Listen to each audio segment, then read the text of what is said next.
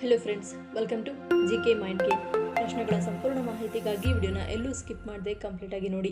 ಇವತ್ತಿನ ಪ್ರಶ್ನೆಗಳಲ್ಲಿ ಮೊದಲನೇ ಪ್ರಶ್ನೆ, ಕಫ ಮತ್ತು ಪಿತ್ತವನ್ನು ಸಮತೋಲನಗೊಳಿಸುವ ಆಹಾರ ಪದಾರ್ಥ ಯಾವುದು? ಆಪ್ಷನ್ಸ್ ಎ ಹೆಸರುಕಾಳು, ಬಿ ಪನ್ನೀರ್, ಸಿ ಬೆಣ್ಣೆ, ಡಿ ನುಗ್ಗೆಕಾಯಿ.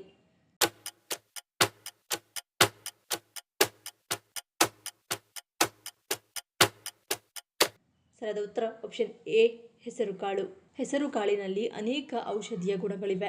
ಇದು ಕಣ್ಣಿಗೆ ತುಂಬಾ ಒಳ್ಳೆಯದು. ಜ್ವರದಿಂದ ಉಪಶಮನವನ್ನು ನೀಡುತ್ತದೆ, ಚರ್ಮದ ಬಣ್ಣವನ್ನು ಸುಧಾರಿಸುತ್ತದೆ, ದೈಹಿಕ ಶಕ್ತಿಯನ್ನು ಒದಗಿಸುವುದು ಮತ್ತು ಕಫ ಮತ್ತು ಪಿತ್ತವನ್ನು ಸಮತೋಲನಗೊಳಿಸುತ್ತದೆ ಮತ್ತು ಸ್ವಲ್ಪ ವಾತವನ್ನು ಹೆಚ್ಚಿಸುತ್ತದೆ. ಕೊಲೆಸ್ಟ್ರಾಲ್ ಅನ್ನು ಕಡಿಮೆ ಮಾಡಲು ಸಹಾಯ ಮಾಡುತ್ತದೆ. ಯಕೃತ್ತಿಗೆ ಒಳ್ಳೆಯದು. ಮಧುಮೇಹ ರೋಗಿಗಳಿಗೆ ಉತ್ತಮವಾಗಿದೆ. ಎರಡನೇ ಪ್ರಶ್ನೆ, ಚಳಿಗಾಲದಲ್ಲಿ ಮುಖ್ಯವಾಗಿ ಸೇವಿಸಬಾರದಾದ ಹಣ್ಣು ಯಾವುದು? ಆಪ್ಷನ್ಸ್ ಎ ಬಾಳೆಹಣ್ಣು, ಬಿ ಅನಾನಸ್, ಸಿ ಕರ್ಬೂಜ, ಡಿ ಮೇಲಿನ ಎಲ್ಲವೂ.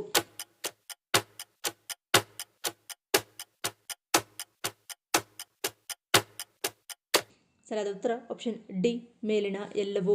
ಚಳಿಗಾಲದಲ್ಲಿ ಕೆಲವು ಹಣ್ಣುಗಳ ಸೇವನೆ ಶೀತ, ಕೆಮ್ಮು, ನೆಗಡಿಯಂತಹ ಸಾಂಕ್ರಾಮಿಕ ರೋಗಗಳಿಗೆ ಕಾರಣವಾಗಬಹುದು. ಅವುಗಳಲ್ಲಿ ಕಲ್ಲಂಗಡಿ ಮತ್ತು ಕರ್ಬೂಜ. ಇದರ ಸೇವನೆ ಶೀತ, ಕೆಮ್ಮು ಮತ್ತು ಗಂಟಲು ನೋವು ಉಂಟು ಮಾಡಬಹುದು.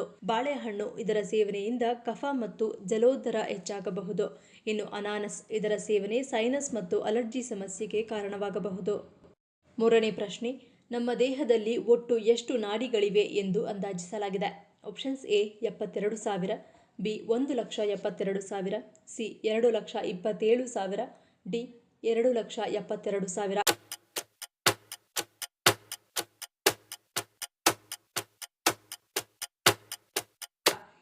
ಸರಿಯಾದ ಉತ್ತರ ಆಪ್ಷನ್ ಬಿ 1,72,000. ನಮ್ಮ ದೇಹದಲ್ಲಿ ಸರಿಸುಮಾರು 1,72,000 ನಾಡಿಗಳಿವೆ. ಪ್ರತಿಯೊಂದು ನಾಡಿಗಳು ಆಧ್ಯಾತ್ಮಿಕ ಮತ್ತು ಜೀವಶಕ್ತಿಯ ವಾಹಕಗಳು. ಅಲ್ಲದೆ 1,72,000 ನಾಡಿಗಳಿಗೂ ವಿವಿಧ ನರಕೇಂದ್ರಗಳಿವೆ. ಅವುಗಳಲ್ಲಿ 109 ಮುಖ್ಯ ನರಕೇಂದ್ರಗಳು. ಆ 109 ನರಕೇಂದ್ರಗಳಲ್ಲಿ 9 ಅತ್ಯಂತ ಪ್ರಮುಖವಾದ ಕೇಂದ್ರಗಳು. 9 ನರಕೇಂದ್ರಗಳಲ್ಲಿ 7 ಪ್ರಾಥಮಿಕ ಪ್ರಾಮುಖ್ಯತೆಗಳನ್ನು ಪಡೆದುಕೊಂಡಿವೆ. ಈ 7 ನರಕೇಂದ್ರಗಳು ಅಥವಾ ಚಕ್ರಗಳು ಪ್ರಜ್ಞೆ, ಭಾವನೆ, ಸಂವೇದನೆ ಮತ್ತು ಅನುಭವಗಳಂತಹ ಸಂಗತಿಗಳನ್ನು ಒಳಗೊಂಡಿದೆ. ಈ 7 ಚಕ್ರಗಳನ್ನು ವಿಶೇಷ ಹೆಸರುಗಳಿಂದ ಕರೆಯಲಾಗುವುದು. ನಾಲ್ಕನೇ ಪ್ರಶ್ನೆ, ಕರ್ನಾಟಕದಲ್ಲಿ ಮೊದಲು ಸೂರ್ಯ ಉದಯವಾಗುವ ಸ್ಥಳ ಯಾವುದು? Options A Ankola, B Mulbagal, C Gauribidanur, D Agumbe.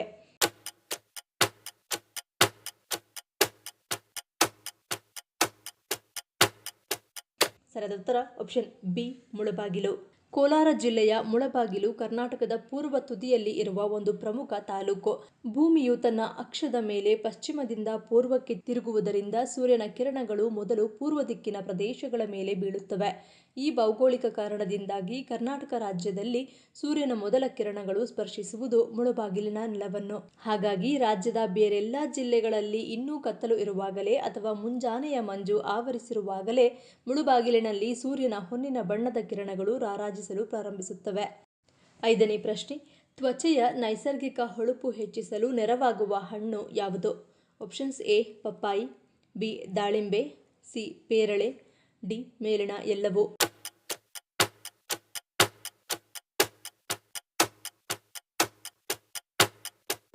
ಸರಿಯಾದ ಉತ್ತರ ಆಪ್ಷನ್ ಡಿ ಮೇಲಿನ ಎಲ್ಲವೂ.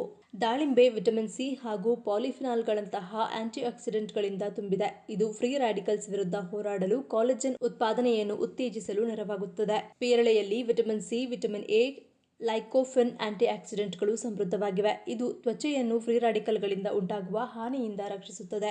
ಮತ್ತು ಪಪ್ಪಾಯಿಯಲ್ಲಿ ವಿಟಮಿನ್ ಸಿ, ವಿಟಮಿನ್ ಎ ಹಾಗೂ ಪಪೈನ್ನಂತಹ ಕಿಣ್ವಗಳು ಸಮೃದ್ಧವಾಗಿವೆ. ಇದು ಚರ್ಮದ ಸತ್ತ ಕೋಶಗಳನ್ನು ಹೊರಹಾಕುತ್ತದೆ, ಜೀವಕೋಶ ನವೀಕರಣವನ್ನು ಉತ್ತೇಜಿಸುತ್ತದೆ. ಆರನೇ ಪ್ರಶ್ನೆ, ಕುಡಿಯುವ ನೀರಿನ ಬಾಟಲಿಯ ನೀಲಿ ಕ್ಯಾಪ್ ಏನನ್ನು ಸೂಚಿಸುತ್ತದೆ? ಆಪ್ಷನ್ಸ್ ಎ ಬ್ರ್ಯಾಂಡ್, ಬಿ ನೈಸರ್ಗಿಕ ನೀರು, ಸಿ ಸುವಾಸನೆಯ ನೀರು, ಡಿ ಸಂಸ್ಕರಿಸಿದ ನೀರು.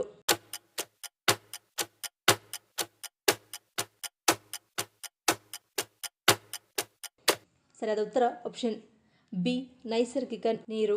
ನೀಲಿ ಕ್ಯಾಪ್ ಬಾಟಲಿಯಲ್ಲಿ ನೈಸರ್ಗಿಕ ಬುಗ್ಗೆ ನೀರು ಇದೆ ಎಂದು ಸೂಚಿಸುತ್ತದೆ. ಇದು ನೈಸರ್ಗಿಕ ಮೂಲಗಳಿಂದ ಬಂದ ನೀರು. ಇದನ್ನು ಲಘುವಾಗಿ ಫಿಲ್ಟರ್ ಮಾಡಲಾಗಿರುತ್ತದೆ. ಈ ನೀರು ಪ್ರಕೃತಿಯ ಅಧಿಕೃತ ರುಚಿ ಮತ್ತು ಖನಿಜಗಳನ್ನು ಹೊಂದಿದೆ ಎಂದು ಪರಿಗಣಿಸಲಾಗಿದೆ. ಹಾಗೂ ಈ ಬಾಟಲಿಯ ನೀರು ಮತ್ತು ಆರೋಗ್ಯಕ್ಕೂ ಒಳ್ಳೆಯದು ಎನ್ನಲಾಗುತ್ತದೆ. 7ನೇ ಪ್ರಶ್ನೆ, ಭೂಮಿಯ ಮೇಲಿನ ಅತ್ಯಂತ ನಿರ್ಭೀತ ಪ್ರಾಣಿ ಯಾವುದು?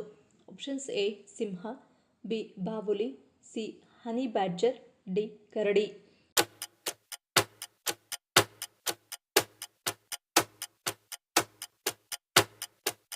ಸರಿಯಾದ ಉತ್ತರ ಆಪ್ಷನ್ ಸಿ ಹನಿ ಬ್ಯಾಡ್ಜರ್.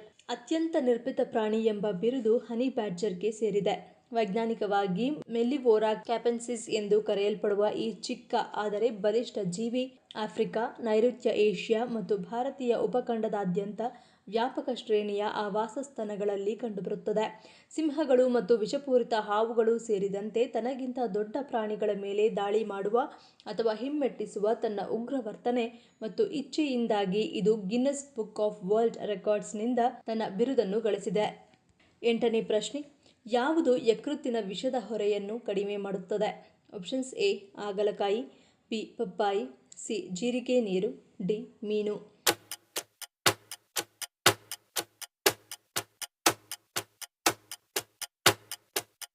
ಸರಿಯಾದ ಉತ್ತರ ಆಪ್ಷನ್ ಬಿ ಪಪ್ಪಾಯಿ.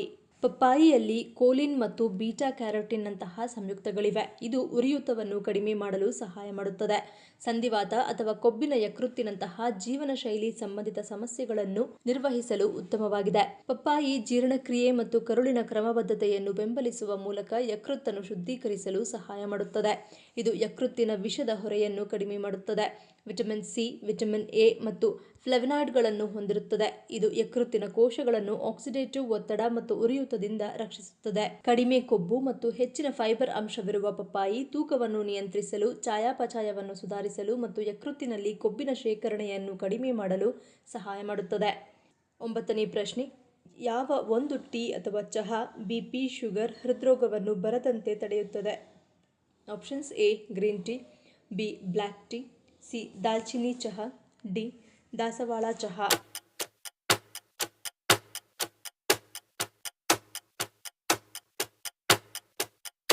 ಸರಿಯಾದ ಉತ್ತರ ಆಪ್ಷನ್ ಡಿ ದಾಸವಾಳ ಚಹಾ. ದಾಸವಾಳದ ಚಹಾವು ಆರೋಗ್ಯಕರ ದೇಹಕ್ಕೆ ವಿವಿಧ ಪೋಷಕಾಂಶಗಳನ್ನು ಒಳಗೊಂಡಿದೆ. ದಾಸವಾಳದ ಚಹಾವು ರಕ್ತದೊತ್ತಡವನ್ನು ಕಡಿಮೆ ಮಾಡುವುದು, ಹೃದಯದ ಆರೋಗ್ಯವನ್ನು ಬೆಂಬಲಿಸುವುದು, ತೂಕ ನಷ್ಟ ಮತ್ತು ಪ್ರತಿರಕ್ಷಣಾ ವ್ಯವಸ್ಥೆಯನ್ನು ಹೆಚ್ಚಿಸುವಂತಹ ಅನೇಕ ಆರೋಗ್ಯ ಪ್ರಯೋಜನಗಳನ್ನು ನೀಡುತ್ತದೆ. ದಾಸವಾಳದ ಚಹಾವು ಉತ್ಕರ್ಷಣ ನಿರೋಧಕಗಳಲ್ಲಿ ಸಮೃದ್ಧವಾಗಿದೆ. ಇವು ದೇಹದಲ್ಲಿರುವ ಹಾನಿಕಾರಕ ಸ್ವತಂತ್ರ ರಾಡಿಕಲ್ಗಳನ್ನು ತಟಸ್ಥಗೊಳಿಸುತ್ತವೆ. ಅಲ್ಲದೆ ಜೀವಕೋಶಗಳನ್ನು ಹಾನಿಯಿಂದ ರಕ್ಷಿಸುವ ಮೂಲಕ ಅವು ವಯಸ್ಸಾಗುವ ಲಕ್ಷಣಗಳನ್ನು ಕಡಿಮೆ ಮಾಡುತ್ತದೆ. ಹೃದ್ರೋಗ ಮತ್ತು ಕ್ಯಾನ್ಸರ್ನಂತಹ ದೀರ್ಘಕಾಲದ ಕಾಯಿಲೆಗಳ ಅಪಾಯವನ್ನು ಕಡಿಮೆ ಮಾಡಲು ಸಹಾಯ ಮಾಡುತ್ತವೆ. ಇದಲ್ಲದೆ ಇದು ಚರ್ಮದ ಆರೋಗ್ಯಕ್ಕೂ ಹೆಚ್ಚು ಪ್ರಯೋಜನವನ್ನು ನೀಡುತ್ತದೆ. 10ನೇ ಪ್ರಶ್ನೆ, ಪ್ರತಿದಿನ ಮೊಟ್ಟೆಯನ್ನು ತಿನ್ನುವುದರಿಂದ ಯಾವುದರ ಕೊರತೆಯನ್ನು ದೂರಾಗಿಸುತ್ತದೆ? ಆಪ್ಷನ್ಸ್ ಎ ಆಯಾಸ, ಬಿ ಕಬ್ಬಿಣ, ಸಿ ವಿಟಮಿನ್ ಬಿ12, ಡಿ ಇಮ್ಯುನಿಟಿ.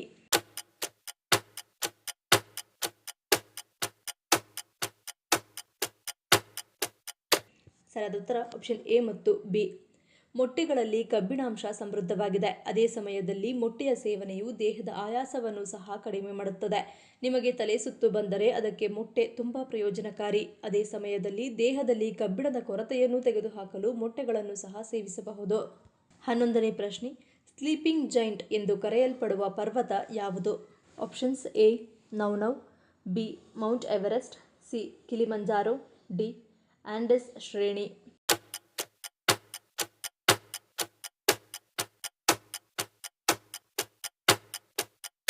ಸರಿಯಾದ ಉತ್ತರ ಆಪ್ಷನ್ ಎ ನೌನೌ. ಸ್ಲೀಪಿಂಗ್ ಜೈಂಟ್ ಎಂದು ಕರೆಯಲ್ಪಡುವ ಪರ್ವತವು ಹವಾಯಿಯ ಕೌಯಿಯಲ್ಲಿರುವ ನೌನೌ ಪರ್ವತವಾಗಿದ್ದು, ಬೆನ್ನಿನ ಮೇಲೆ ಮಲಗಿರುವ ದೈತ್ಯನನ್ನು ಹೋಲುವ ಉದ್ದವಾದ ರೇಖೆಗಳಿಗೆ ಹೆಸರುವಾಸಿಯಾಗಿದೆ. ನೌನೌ ಪರ್ವತ ಎಂಬ ಹೆಸರು ಪರ್ವತದ ವಿಶಿಷ್ಟ ಆಕಾರದಿಂದ ಬಂದಿದೆ. ಇದು ನಿದ್ರಿಸುತ್ತಿರುವ ವ್ಯಕ್ತಿಯ ತಲೆ, ಎದೆ, ಮೊಣಕಾಲುಗಳು ಮತ್ತು ಪಾದಗಳನ್ನು ಸ್ಪಷ್ಟವಾಗಿ ವಿವರಿಸುತ್ತದೆ. ಜೋಡಣೆಯು ಎಷ್ಟು ನಿಖರವಾಗಿದೆ ಎಂದರೆ ಅನೇಕ ಸಂದರ್ಶಕರು ದೂರದಿಂದಲೇ ವಿಶ್ರಾಂತಿ ಪಡೆಯುತ್ತಿರುವ ದೈತ್ಯ ಆಕಾರವನ್ನು ತಕ್ಷಣ ಗುರುತಿಸುತ್ತಾರೆ. ಈ ಪ್ರಶ್ನೆಗಳಲ್ಲಿ ನೀವು ಎಷ್ಟು ಪ್ರಶ್ನೆಗಳಿಗೆ ಸರಿ ಉತ್ತರವನ್ನು ಕೊಟ್ಟರೆ ಅನ್ನೋದನ್ನು ಕಮೆಂಟ್ ಮಾಡಿ ತಿಳಿಸಿ. ಈ ವಿಡಿಯೋ ನಿಮಗೆ ಇಷ್ಟ ಆಗಿದ್ರೆ ಮರಿದೇ ಲೈಕ್ ಮಾಡಿ, ಶೇರ್ ಮಾಡಿ, ಸಬ್ಸ್ಕ್ರೈಬ್ ಮಾಡಿ. ನನ್ನ ಚಾನಲ್ನ ಇನ್ನೂ ಸಬ್ಸ್ಕ್ರೈಬ್ ಮಾಡಿದೆ ಹಾಗೆ ವಿಡಿಯೋಸ್ ನೋಡ್ತಿದ್ರೆ ಪ್ಲೀಸ್ ಸಬ್ಸ್ಕ್ರೈಬ್ ಮಾಡಿ, ಸಪೋರ್ಟ್ ಮಾಡಿ. ಮತ್ತೊಂದು ಇಂಟ್ರೆಸ್ಟಿಂಗ್ ವಿಡಿಯೋದೊಂದಿಗೆ ಸಿಗ್ತೀನಿ. Until love you all, take care.